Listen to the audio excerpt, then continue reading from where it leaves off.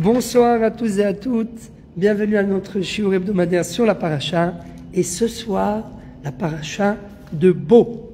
Alors, pour comprendre la paracha de Bo, eh bien, on va revenir un petit peu en arrière sur ce qu'on a dit la semaine dernière dans la paracha de Vaïra. On a posé une question toute simple. Quel est le but des 10 plaies?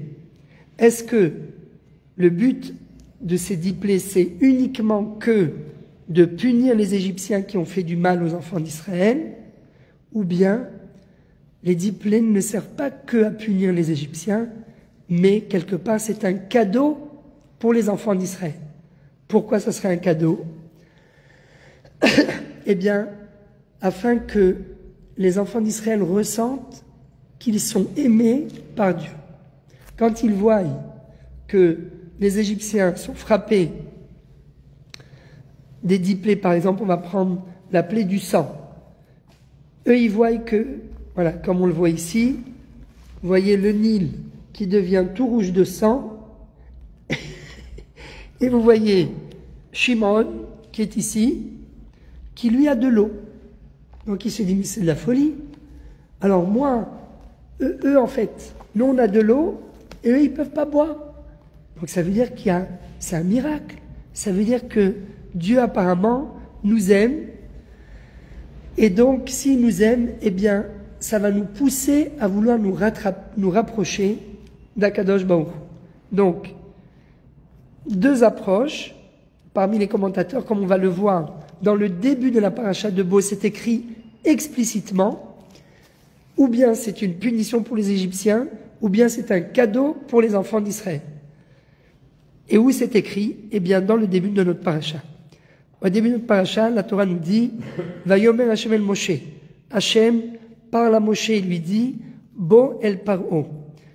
Viens visiter Paro. Pourquoi? « Ki ani ichbadeti et libo ve'et lev avadav » car j'ai renforcé son cœur et le cœur de ses serviteurs.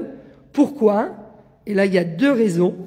Les man ou le man. Première raison, les man shiti ototai ele bekirbo, afin de faire la justice. Les man shiti ototai ele bekirbo, ça veut dire afin de faire justice.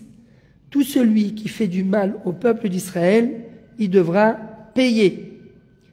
Et donc, c'est pour ça qu'à chaque fois, je lui endurcis le cœur pour qu'il ne libère pas les enfants d'Israël et qu'à la fin, eh bien, ils prennent dans la figure des coups, des plaies pour le punir.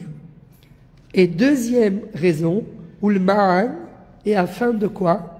Tesaper beozne bilcha uven bilcha et asher itallalti bemitzrayim, afin que tu racontes.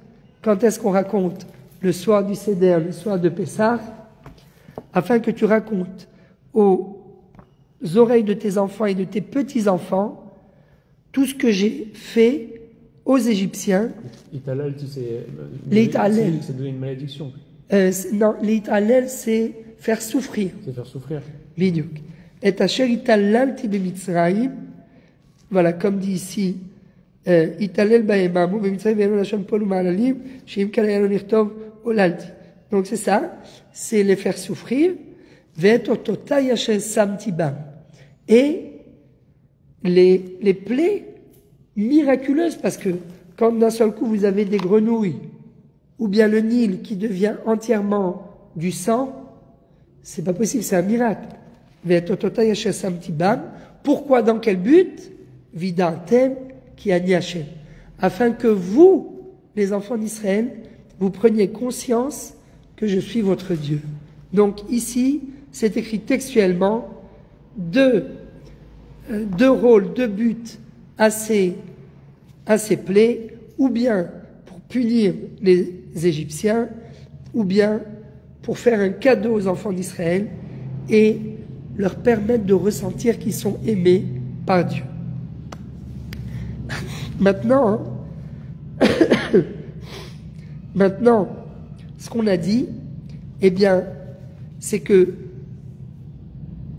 pour que les enfants d'Israël ressentent véritablement comme quoi ils sont aimés par Dieu, eh bien il va falloir leur faire traverser tout un processus. Parce que c'est pas aussi facile. La semaine dernière, on a parlé de la peur.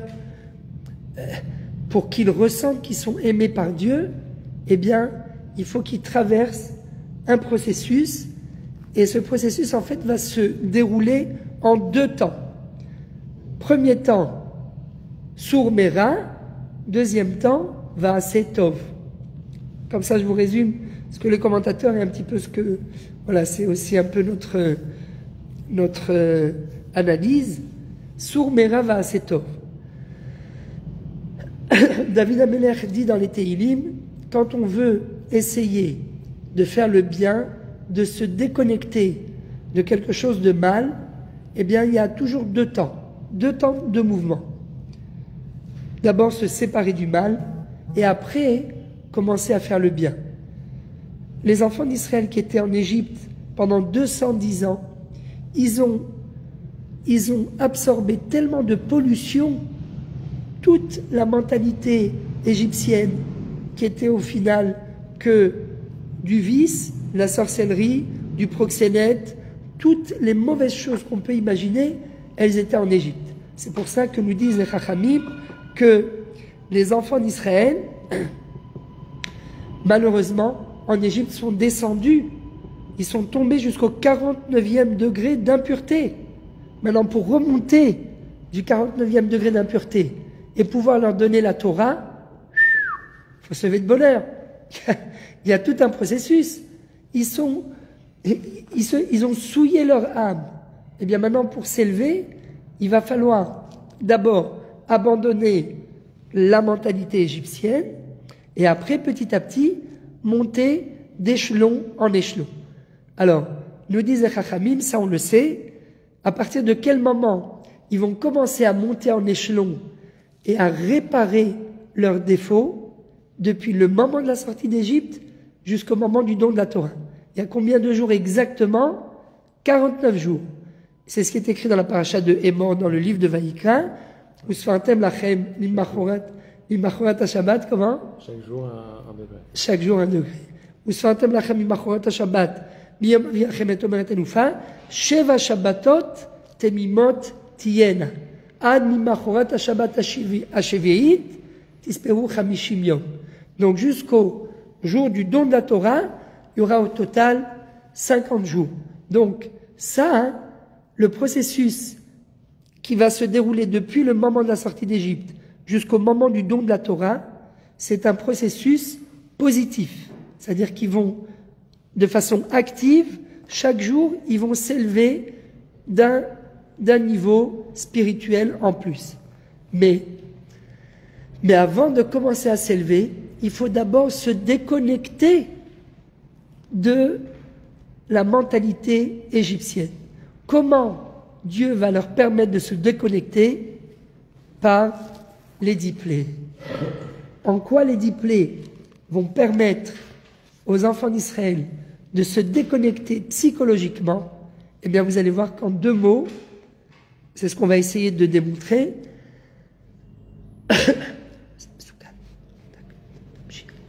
En 2 mots, eh bien, Dieu va leur montrer, regardez, c'est moi qui gère les mers, c'est moi qui gère la terre, c'est moi qui gère le ciel, c'est moi qui gère les animaux et c'est moi qui gère les hommes. Voilà les cinq, on va dire, états. Il y a le végétal, le minéral, le végétal, l'animal, l'homme et le ciel. D'accord? Mais là, c'est plus ou moins, Dieu va leur dire, voilà, les eaux, c'est moi en fait qui ai créé les eaux. C'est moi qui ai créé le ciel. C'est moi qui ai créé la terre. C'est moi qui ai créé les animaux et les hommes. Eh bien, vous allez voir maintenant, dit Dieu à ses enfants, aux enfants d'Israël, vous allez voir qu'en fait, tout ce qu'on vous a raconté pendant 210 ans en Égypte, comme quoi le Nil, c'est une divinité. Parce que le Nil, faut voir, c'est quelque chose d'impressionnant. Le Nil, surtout quand il est plein, mais c'est une force de la nature.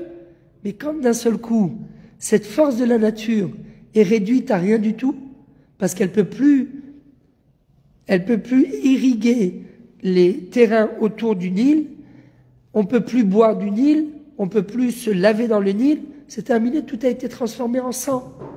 Mais alors d'un seul coup, les enfants d'Israël, qu'est-ce qu'ils se disent? Ils se disent, mais en fait, on nous a vendu des bobards pendant 200 ans. Ce Nil, c'est pas une divinité. Il y a quelqu'un qui est au-dessus du Nil et qui gère le Nil. Mais c'est qui? Akadosh Baruch Hu ne se dévoile pas encore. Comprenez, c'est tout un processus.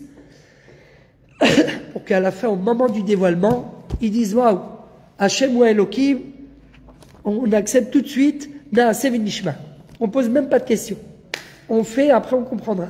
Parce qu'on est tellement persuadé que c'est Dieu qui gère toute la nature, qu'on est prêt à le suivre, comme c'est écrit d'ailleurs dans le prophète, L'erter achavai bamidbar be'eretz lo zerua.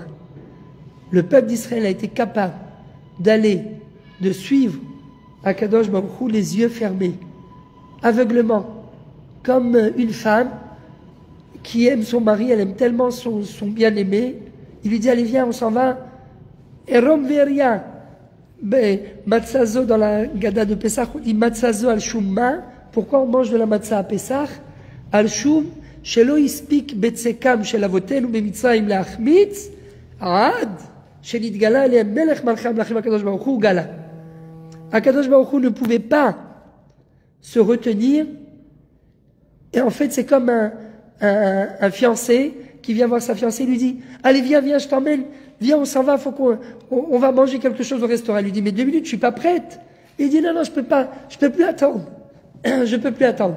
Mais 2 minutes, je me maquille, laisse-moi me maquiller, laisse-moi m'arranger. Non, on n'a pas le temps ni de s'arranger, ni de se maquiller, ni quoi que ce soit. On y va. C'est ça, Kadosh Baruch Hu, c'est ce qu'il a fait aux enfants d'Israël quand il les a fait sortir d'Égypte tellement rapidement qu'ils n'ont même pas eu le temps que leur pain gonfle. Lo ispik batsekam lachmitz ad shenigla alehem melech malchei amlachim Akadosh Baruch Hu. Et les enfants d'Israël, eh bien, ils ont suivi Dieu aveuglement dans le désert. Ils n'ont pas posé de questions, ils savent pas où ils vont, ils savent pas ce qu'ils vont manger, ils savent pas de quoi ils vont vivre, est-ce qu'ils vont subsister, ils vont pouvoir vivre dans le désert, ils se posent pas de questions. Ils foncent et ils courent après Akadosh Baruch. Et donc, deuxième partie de ce processus va à Setov. Donc, on a dit, on récapitule. Il faut extraire les enfants d'Israël du 49e degré d'impureté dans lequel ils sont tombés, et ça suffit pas de les sortir du 49e degré d'impureté, mais après, il va falloir les hausser, les élever jusqu'au 49e degré de sainteté, de pureté. Et ça va être la deuxième partie depuis le moment de la sortie d'Égypte. Donc, à travers ces 10 plaies, ce qu'Akadosh Baruch Hu va faire, eh bien, il va à chaque fois briser des mythos. Mythos, pas le restaurant, mais les mythos. Quel mythos? Eh bien, que le Nil, c'est un dieu, c'est une divinité. Ça peut pas être une divinité. Voilà la preuve, il s'est rempli de sang, il peut plus irriguer les terrains autour, on ne peut plus boire du Nil. Mais apparemment, si c'est un dieu, si c'est une divinité, ça laisse à désirer. Divinité comme ça, merci, je m'en passerai, volontiers. Deuxième plaie. Et donc oui, les enfants d'Israël voient qu'en réalité, encore un point sur la plaie du sang. Qu'est-ce qui s'est passé? Qu'est-ce que les Égyptiens ont fait sur le Nil? Quelle est la faute qu'ils ont fait sur le Nil? Ils ont tué les nourrissons, les enfants mâles. Ils ont mis tous les nourrissons, ils les ont ils les ont noyés dans le Nil. Alors en fait, en réalité, qu'est-ce que le Nil exprime? Il exprime, voilà, quand on fait du mal dans le monde, eh bien ce mal au final, il se retourne contre nous, chas v'shalom. C'est pour ça qu'il ne faut pas faire du mal. Parce que yesh din ve yesh dayan. Il faut passer à la caisse, il faut payer. Chez l'oneda chas v'shalom, mais il faut payer le mal qu'on a fait. Et ça, hein, les enfants d'Israël le voient et ils disent, mais alors voilà, tout le mal qu'ils nous ont fait, eh bien maintenant, Dieu fait justice. Ah, il fait justice, eh bien, ça donne envie aux enfants d'Israël de se rapprocher de Dieu. Deuxième plaie, Tzfardea. Tzfardea, ce sont les grenouilles. Mais les grenouilles, d'où elles sont sorties? Elles sont sorties du Nil. Donc de nouveau ce Nil. Dieu nous dit, à travers cette plaie, et elles sont sorties de façon incommensurable, c'est-à-dire disproportionnée. Le Nil d'un seul coup qui fait sortir des grenouilles à une vitesse et d'une quantité qui dépasse l'entendement humain, c'est un phénomène surnaturel. Ce n'est pas un phénomène naturel. Donc encore une fois, qu'est-ce que Dieu prouve dans la plaie du sang?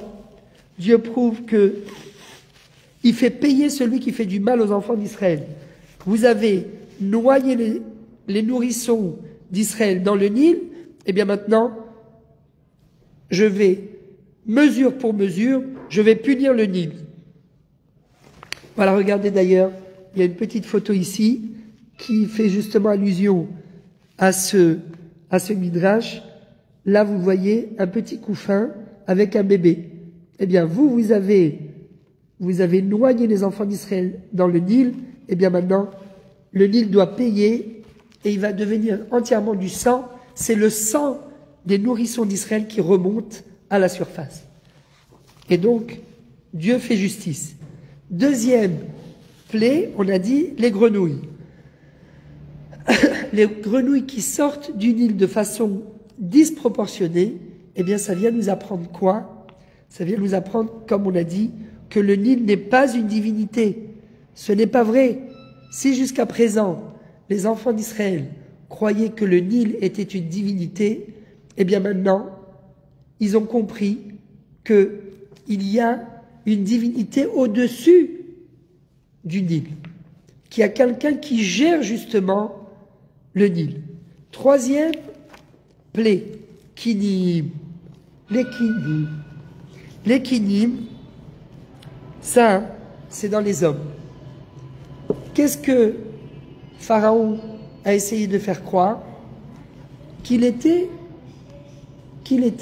un dieu, qu'il était une divinité. Et d'un seul coup, les enfants d'Israël voient Pharaon en train de se gratter. L'époux, la terre qui fait sortir l'époux.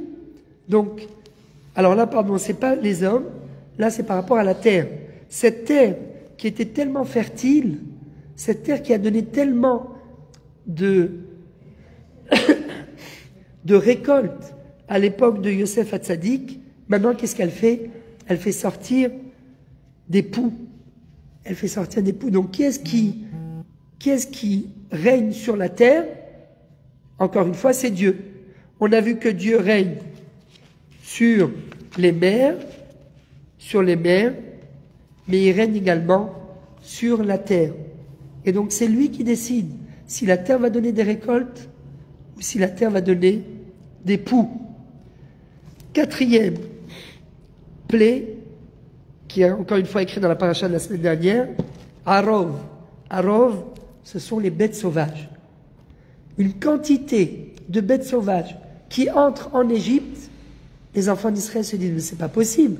Mais par où ils sont rentrés? Ah, les bêtes sauvages ont pu entrer en Israël. Donc qu'est-ce que ça veut dire? Ça veut dire qu'il n'y a pas, si on peut rentrer aussi facilement, ça veut dire qu'on peut sortir également aussi facilement d'Égypte. Ça veut dire qu'il n'y a pas de frontières. Ça veut dire que ce qu'on nous a vendu pendant 200 ans, comme quoi on doit rester esclave, mais en fait c'était du bluff, puisqu'il n'y a pas de frontières, il n'y a pas de barrière. Si les bêtes sauvages ont pu rentrer sur la terre d'Égypte, ça veut dire que si on peut y rentrer aussi facilement, eh bien on peut en sortir aussi facilement qu'on peut y rentrer. Et donc, de nouveau, encore un mythos qui est brisé.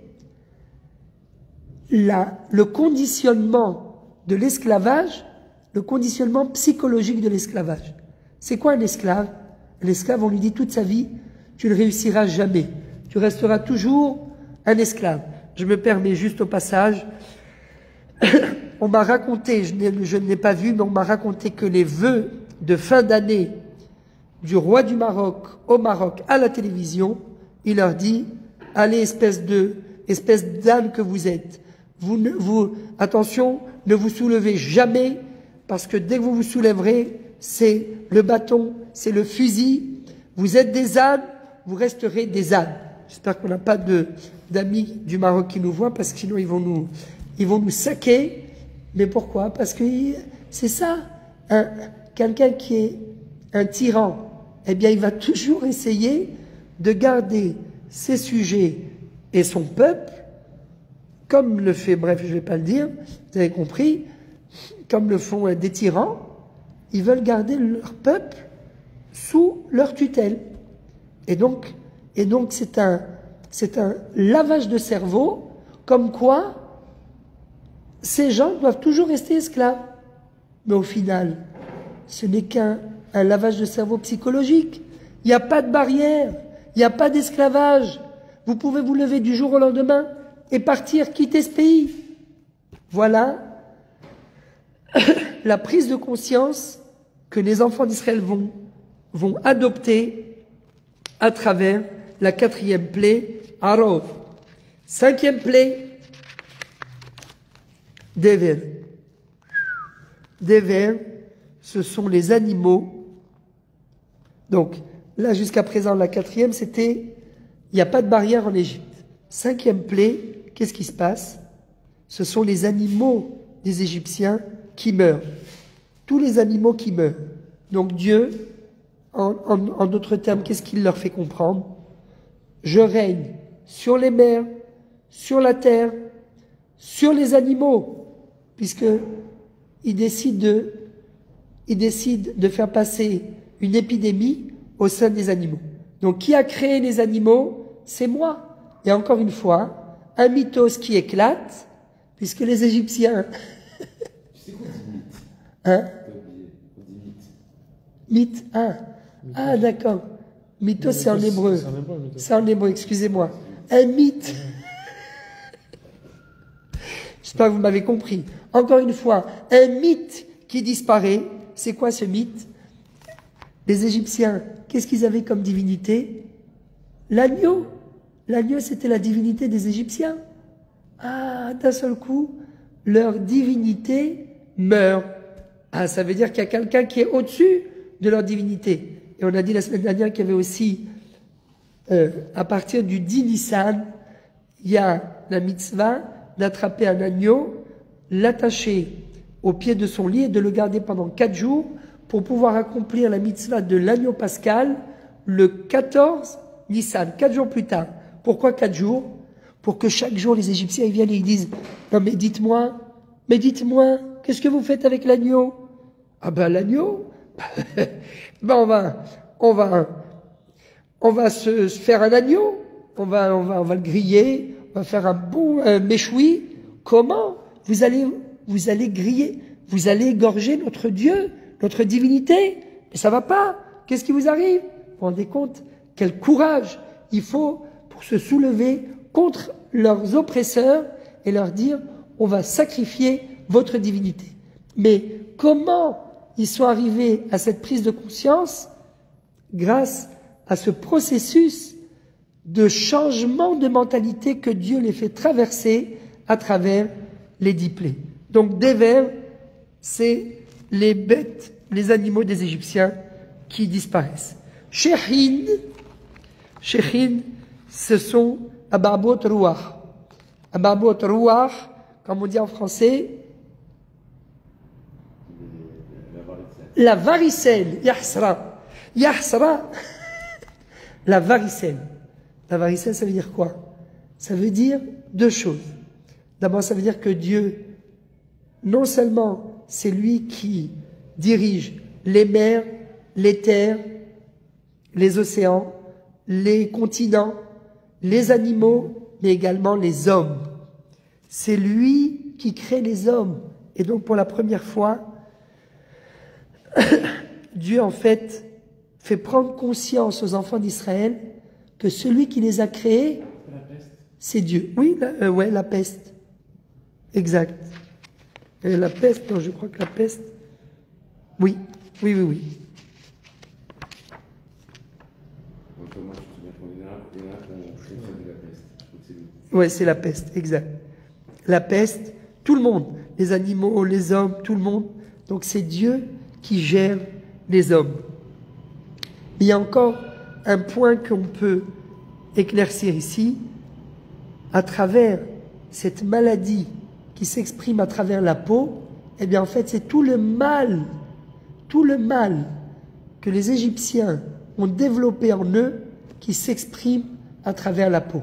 C'est-à-dire c'est une punition, mais en réalité ce n'est que le résultat de tout le mal qu'ils ont fait et qu'ils ont développé à l'intérieur d'eux.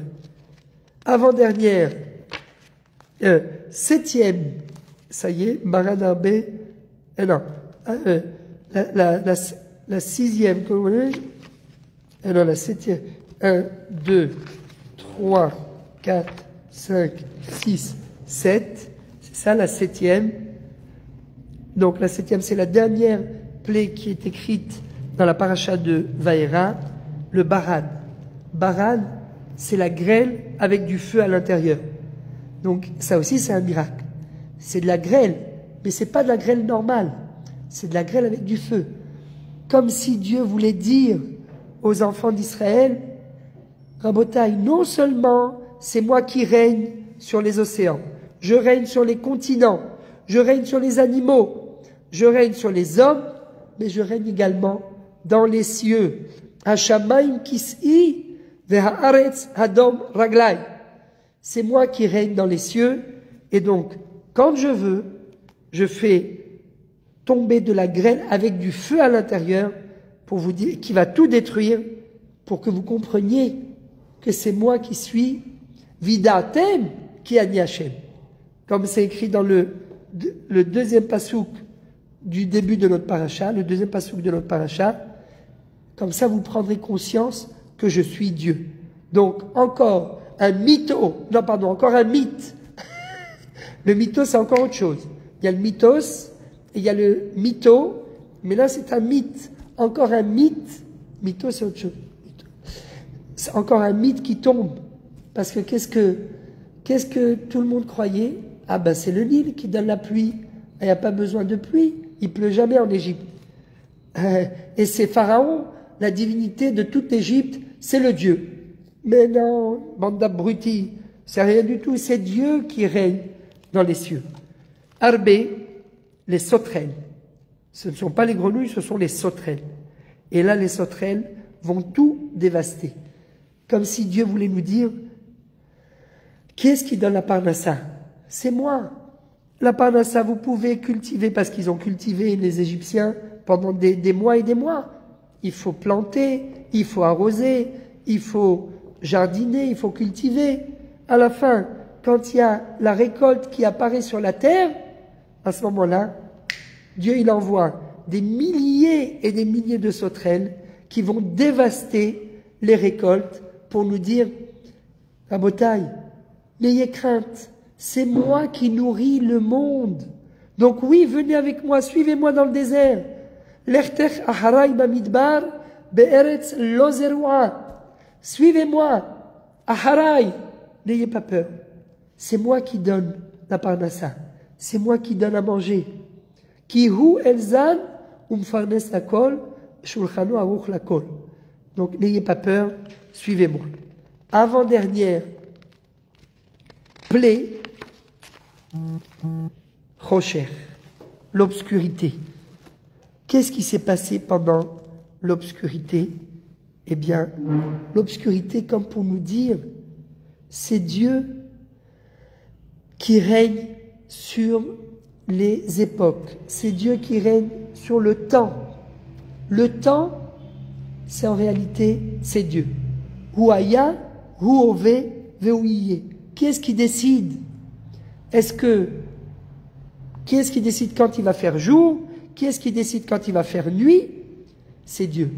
Et si un jour, Dieu décide de chambouler les règles de la nature et de plonger le monde dans l'obscurité, eh bien il le fera. Il fallait qu'il le fasse une fois dans l'histoire pour montrer au monde. Ne croyez pas que le monde, c'est un système automatique. Il y a le jour, après il y a la nuit. Il y a l'hiver, après il y a le printemps. Après il y a l'automne. Il y a l'automne, l'hiver, le printemps, l'été. C'est automatique, non? C'est pas automatique. C'est moi qui gère les saisons. C'est moi qui gère le temps. Donc même ça dépend de moi. Et c'est important. Ça dépend de temps. L'obscurité, ça durait combien de temps? Pratiquement à chaque fois, c'était pratiquement un mois.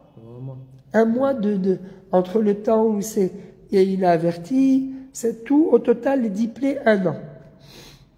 Donc ils ne voyaient rien. Vous vous rendez compte combien ça fait 10 fois qu'ils auraient dû mourir. Et encore des plaies, encore des plaies. Donc l'obscurité, où les Chol Ben Israël, haya or bemoshvotam.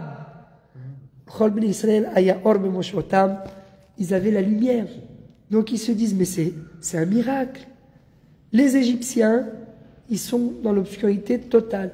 Ils sont dans le cirage, c'est le cas de le dire. Il y avait des rayons de lumière sur les... Et chez eux, il y avait la lumière. La lumière comme s'il faisait jour. Donc les autres, ils regardent, ils disent, mais qu'est-ce qui se passe? C'est un film d'Hitchcock. Chez eux, il fait jour, chez nous, il fait nuit. C'est pas possible. Eh bien oui, c'est Dieu qui règne également sur le temps. Et dernière plaie, Makat. Et donc oui, ça va leur permettre de suivre Dieu. Et comme on le dit à 3 reprises, tous les jours, Kadosh, Kadosh, Kadosh. C'est quoi Kadosh, Kadosh, Kadosh? Pourquoi 3 fois Kadosh? Vous savez où est écrit la solution, Rabotai? Vous le dites pas, hein, ça reste entre nous. C'est écrit dans Uval Etzion. C'est pas par rapport à 3 fois. C'est pas Kadosh, Kadosh, Kadosh 3 fois par jour. C'est parce que Dieu se dévoile dans 3 domaines. Dans le domaine de l'espace, dans le domaine du temps et à travers l'homme. Comment je le sais? Parce que dans la traduction en araméen de Kadosh, Kadosh, Kadosh, Hashem Tsevakot Melech Kol Haaretz Kevodo, qu'est-ce qu'on dit? Kabelin,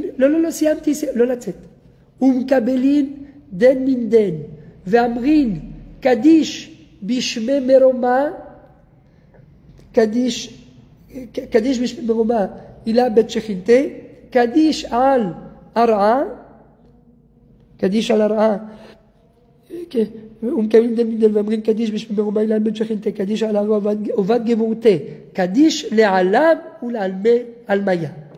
Dieu se dévoile dans l'espace, c'est-à-dire à travers le temps, l'Alam ou l'Almé Almaya c'est le temps, dans l'espace, dans le ciel c'est l'espace, et sur terre à travers qui? À travers les hommes. Sur terre à travers les hommes, il va falloir le virer, sur terre à travers les hommes, et donc voilà comment Kadosh Baruch Hu se dévoile, parce que on a tous une neshama, et donc à travers l'homme, Kadosh Baruch Hu dévoile la spiritualité, la divinité d'Akadosh Baruch Hu se dévoile à travers la neshama de l'homme.